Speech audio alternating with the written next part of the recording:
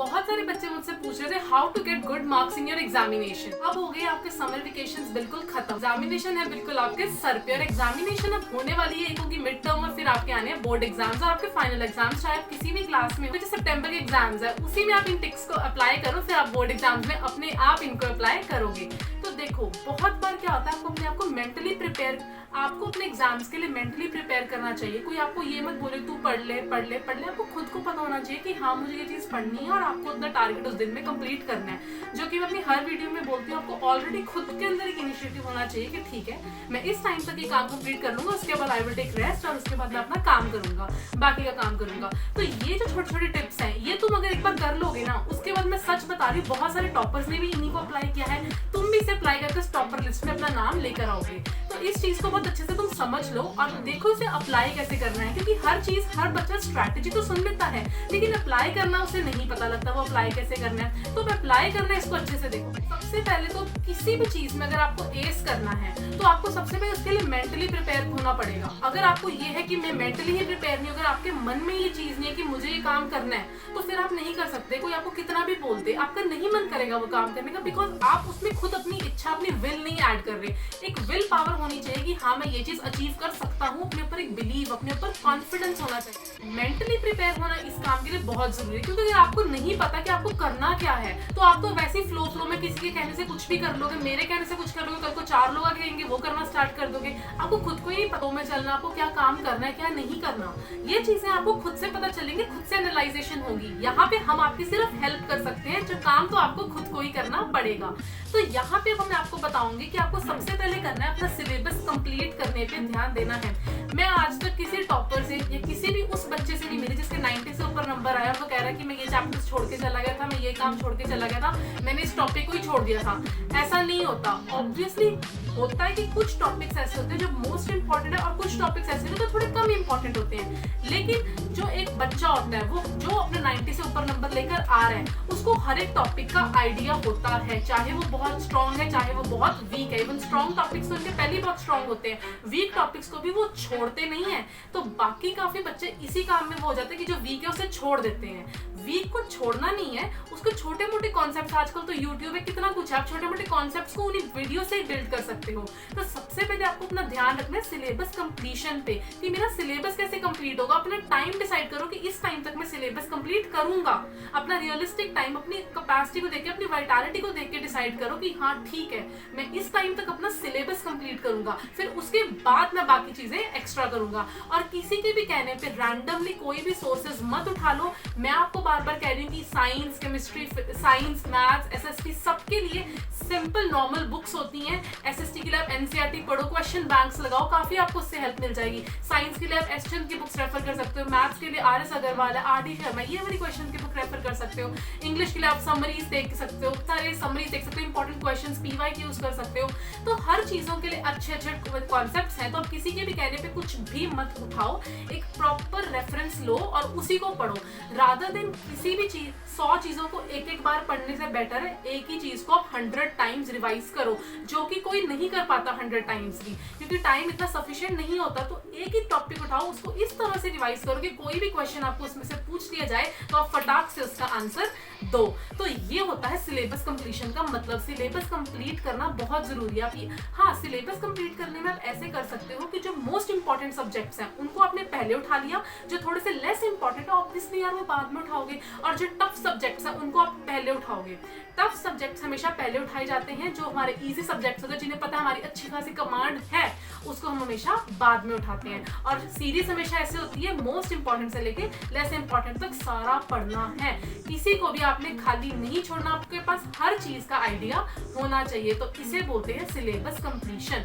Syllabus completion पूरी तरह रखोगे तभी कुछ नंबर आने के चांसेस हैं। तो जिस बच्चे को लगता है सिलेबस कंप्लीट कर पाऊंगा या करना है ही करना है, वही इस वीडियो को आगे कंटिन्यू करेगी। जिसने पहले ही सोचा था सिलेबस नहीं कंप्लीट करना, सिर्फ इंपॉर्टेंट पढ़ के चले जाएंगे, कोई फायदा नहीं है वीडियो देखने का ना।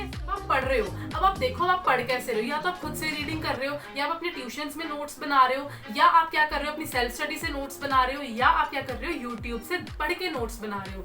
देखो हर कोई आपका सेम चीज ही कवर करवा रहा है। अगर मैं अपने चैनल पे बनवा रही हूँ, मैं एनसीईआरटी को देख के आपको पढ़ा रही हूँ, एक रेफरेंस बुक से प्रॉपर मटेरियल उठा रही हूँ कि मैंने आपको वो पढ़ाना और आपके एग्जाम के रिलेटेड ही पढ़ा रही हूँ। तो तो अगर आप मेरी वीडियोस देख के नोट्स बना रहे हो, किसी की भी वीडियोस देख के नोट्स बना रहे हो, तो then there is no necessary कि आप उन नोट्स के बाद अपनी स्पेशल एनसीईआरटी जाके पढ़ो, लेकिन आप अपने नोट्स को अच्छे से बिल्डअप करो, उन नोट्स को अच्छे से पढ़ो। लेकिन फिर एंड में जब सारा चैप्टर खत्म हो जाएगा या जौन सा टॉपिक खत्म हो रहा है, उसके बाद एनसीईआरटी को उठा के जस्ट एक बार गो थ्रू कर लो, हाँ ये भी पढ़ लिया, ये भी पढ़ लिया, ये भी पढ़ लिया, तब तो आपका ऐसे ही हो जाता है। मेरे साथ भी ऐसे था, मैं रेफरेंस बुक पढ़ लेती थी, अच्छे से समझ लेती थी, फिर उसके बाद एनसीईआरटी से बस ये होता था ये टॉपिक भी कवर हो गया, ये टॉपिक भी कवर हो गया, ये टॉपिक भी कवर हो गया, सारा कुछ सेम होता है। बहुत अच्छे से एक्सप्लेन मैं आपको कर रही हूँ, आप उसी को देख के अगर अच्छे से नोट्स बना रहे हो, कहीं से भी बना रहे हो, जैसे भी आप नोट्स बना रहे हो, चाहे सेल्फ स्टडी से चाहे कैसे भी, जैसे भी बना रहे हो, उसको आपने अच्छे से रिवाइज करना। और नोट्स में ये नहीं कि थ्योरी भरी जा रहे हो कि थ्योरी थ्योरी थ्योरी, इतनी भी थ्योरी मत भरो अगर आपके पास वहां पे कोई एप्लीकेशन नॉलेज ही नहीं है। अपने कॉन्सेप्ट्स के बेसिस पे नोट्स बनाओ कि मेरे को ये कॉन्सेप्ट इस वे से समझ आया था, तो उस कॉन्सेप्ट को अपने नोट्स के साइड में लिखो कि मैंने इसको इतने से ऐसे लर्न किया था। कई बार हम रिलेट कर लेते हैं ना कॉन्सेप्ट्स को, उसी बेसिस पे आप अपने नोट्स को तैयार करो और उसी से आपको बेनिफिट मिलेगा। साथ ही में अपने नोट्स में इंपॉर्टेंट न्यूमेरिकल्स भी डाल लो, जैसे साइंस में मैथ्स के इंपॉर्टेंट क्वेश्चंस ऐड कर लो, ताकि आपको जल्दी से रिवीजन करने में हेल्प हो। नोट्स बना लिए, अब उनको हमने करना है रिवाइज। रिवाइज करना इज द की। अगर आप रिवाइज नहीं करोगे यार, फिर सब कुछ पानी में है। रिवाइज नहीं करोगे तो सब कुछ सच में पानी में है। रिवाइज करना बहुत जरूरी है।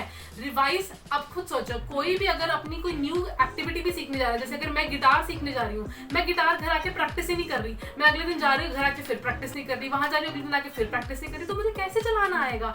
Practice actually makes the man perfect. तो रिवाइज करो, क्वेश्चंस प्रैक्टिस करो, जो आपने टॉपिक पढ़ लिया उसके क्वेश्चंस उठा के देखो, सैंपल पेपर के क्वेश्चंस देखो कि उस टॉपिक में से क्या क्या क्वेश्चन आए हुए हैं। तो इसी को हम स्मार्ट स्टडी बोलते हैं और इसी से हम अपनी पढ़ाई को इंप्रूव करते हैं। तो रिविजन आप क्या कर सकते हो, जैसे एक टॉपिक खत्म हो गया, 3 दिन बाद आप उस टॉपिक को फिर से एक बार रिवाइज कर लो, फिर से 3 दिन बाद आप उसको रिवाइज कर लो, फिर रिवाइज होने में मेरा चुटकी लगेगी, इतनी जल्दी जल्दी रिवाइज होता रहेगा। पहले दिन टाइम लगेगा रिवाइज होने में, अगले दिन टाइम लगेगा, तो तीसरे दिन तो ऐसा होगा आता है भाई, आता है आता है आता है, ऐसा हो जाएगा। तो रिवीजन इज द, आपने पढ़ लिया, मैंने बार बार बोल रही हूँ, उस टॉपिक के क्वेश्चंस को जरूर प्रैक्टिस करना है। क्वेश्चन को इस वे से प्रैक्टिस करो कि प्रीवियस से, जैसे आप कहीं पे भी गूगल पे भी अगर सर्च मारो previous year questions of this particular topic आ जाएंगे, वहां से देख लो। तो थोड़ा स्मार्ट वर्क करके क्वेश्चंस की प्रैक्टिस करो, क्योंकि पेपर में आपने क्वेश्चंस लिखने हैं, आपने वहां पे अपने नोट्स नहीं छापने, आपने क्वेश्चंस को आंसर करना है। तो क्वेश्चंस के नंबर्स को देख के उस फ्रेम में आंसर करा करो, ताकि आपको पता लगे कि हाँ मैं इस वे से उसको आंसर को कर रहा हूँ। और जो आंसर्स आपको ऑनलाइन गिवन भी होंगे उनको भी चेक करो कि मेरे आंसर में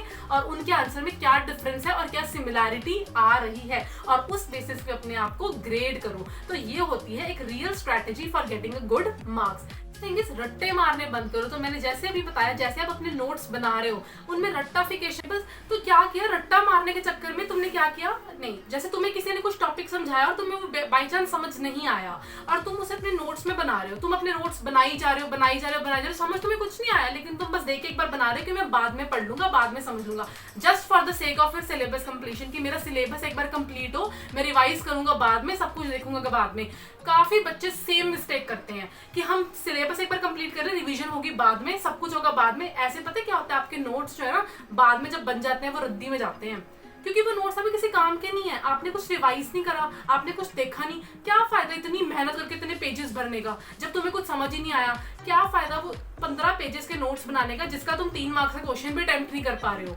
बनाओ ही मत। अगर तुमने रिवीजन नहीं करनी, अगर तुमने उन नोट्स को बना के ऐसे ही फेंक देना है कि हम एंड में जब सिलेबस कंप्लीट हो जाएगा तब रिवाइज करेंगे, कोई फायदा नहीं है उसका। आपको साथ के साथ रिवीजन करनी पड़ती है, तभी वो नोट्स काम आएंगे। अदरवाइज जो बच्चे अभी भी ये मिस्टेक कर रहे हैं, आपके नोट्स काम नहीं आने वाले। तो अपने आप को उसी वे से स्ट्रेटेजाइज करो। रट्टे मारने से बेटर कॉन्सेप्ट को समझो, उन्हीं कॉन्सेप्ट जो समझ आए हैं उन्हीं को नोट्स में डालो, ताकि तुम अगर 4 दिन बाद भूल भी जाओ तो तुम्हें वो कॉन्सेप्ट पता लग जाए कि हाँ मैंने अपने नोट्स में बनाया था, मेरा ऐसे बना था। ये ऐसे पढ़ते हैं। देखिए मैंने आपको बताया प्रीवियस ईयर क्वेश्चन तो लगाने ही लगाने हैं, साथ में सैंपल पेपर के क्वेश्चन, साथ में एनसीईआरटी एग्जाम्पलर लगानी है। एग्जाम्पलर बहुत इंपॉर्टेंट है। एनसीईआरटी टेक्स्ट बुक के क्वेश्चन तो लगाने ही लगाने हैं, वो तो आंखें बंद करके लगाने हैं, लेकिन जो एग्जाम्पलर है वो भी लगानी है, वो भी भूलनी नहीं है। एग्जाम्पलर लगानी है, अभी टाइम है, एग्जाम्पलर लग सकती है बड़े आराम से। फिर उसके बाद है सेल्फ केयर। देखो अपना, अगर अपने आप का ध्यान रखोगे, अपनी डाइट का ध्यान रखोगे, अपनी फिजिकल एक्टिविटीज करते जाओगे, अपना माइंड पॉजिटिव रखोगे, तभी पढ़ाई होगी। अगर मेंटालिटी सही रहेगी, अगर मेंटालिटी तुम्हारी होगी कि हाँ मैंने करना है, ये तभी होगा जब तुम्हारी डाइट सही है, जब तुम्हारी फिजिकल बॉडी बिल्कुल ठीक है। तो अपनी बॉडी का ध्यान रखना और अपने ऊपर कॉन्फिडेंस रखना है कि मैं जो पढ़ रहा हूँ बिल्कुल सही है। काफी 4 लोग आके बोलेंगे तू तो यही कर रहा है, बस तो यही कर रहा है, बस आपको अपनी कैपेसिटी पता है, अपनी कैपेसिटी अकॉर्डिंग सबसे बेस्ट कर रहे हो, ये चीज ध्यान में रखना। तो है वो ऐसे ही नहीं कुछ भी पढ़ रहे हो, ऑब्वियसली तुमने कहीं से सुना तुम वही पढ़ रहे हो, जो पढ़ लिया बेस्ट है। लोगों के कहने से, 4 लोगों के कहने से अपने सोर्सेस नहीं बदल लेने, ऐसे क्या होगा, रिवीजन भी नहीं होगी, सोर्सेस बार बार बदली जा रहे हो, नोट्स तुम्हारे बन नहीं रहे, रिवाइज हो नहीं रहा, पेपर हो नहीं रहे, फिर क्या ही होगा। इसलिए किसी के भी कहने भड़काने पे ना आओ, एक ऑथेंटिक सोर्स लो, ऑथेंटिक सोर्स से पढ़ो। मैं तुम्हें खुद बता रही हूँ ये सोर्सेज होते हैं, इनसे पढ़ाई करो, मेरे चैनल से देख के वीडियोस बनाओ, नोट्स बनाओ, नंबर अपने आप आएंगे तुम्हारे।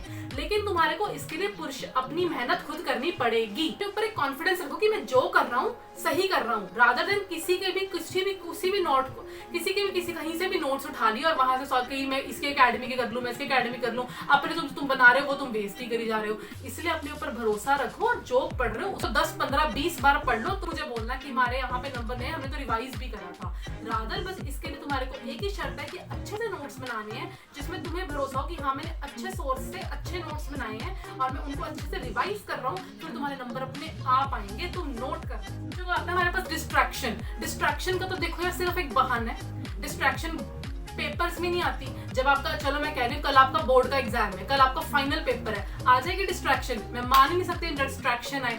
डिस्ट्रैक्शन आती है जब पेपर दूर होते हैं, जब पेपर दूर होते हैं आपके ऊपर ज्यादा प्रेशर नहीं ना होता, तब डिस्ट्रैक्शन आती हैं, तब सोशल मीडिया आगे आता है, तब यूट्यूब आगे आता है, तब रील्स आगे आते हैं, तब शॉर्ट्स आगे आते हैं।